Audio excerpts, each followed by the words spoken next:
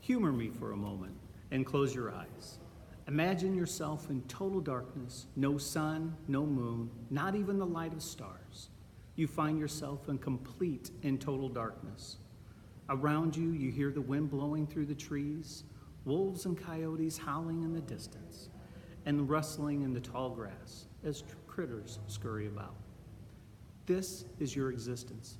Days go by, but no day, only total darkness with the sounds of the night. And suddenly you notice a light far off in the distance. You can tell that the light is bright, but it's so far away, it does not shed light on anything around you. You still find yourself in total darkness, but you know if you reach the light, all will be better. So you start your difficult journey toward the light. You constantly bump into things, trip over fallen trees, animals startle you as they scurry about, but you stay the course toward the light, for you realize it's your only hope. As you get closer to the light, you can start to see the images of things around you. It's easier to find food, and you're able to maneuver around the tall trees and other obstacles in the forest.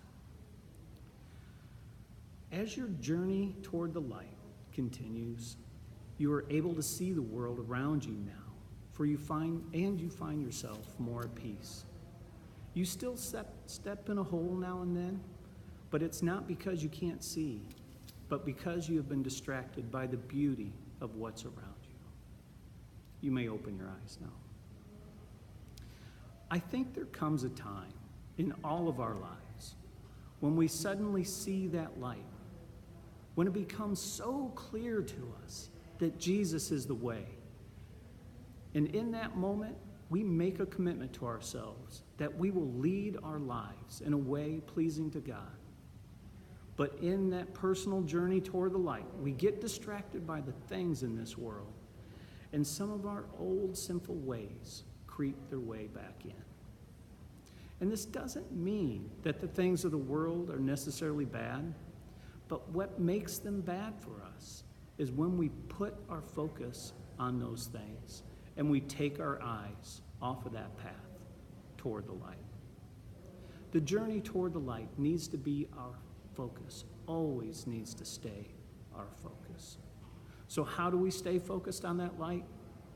Well, some of the things that help me are prayer all throughout the day, regular reception of the sacraments of Eucharist and reconciliation, and reading Scripture and reflecting on it every day. Whatever it is that helps you to stay centered and focused on the light of Christ, make that commitment to practice them as often as possible. And if our focus is on that light that's lit by Christ, we will be less likely to step in a hole. And as Jesus says, I am the light of the world. Whoever follows me will never walk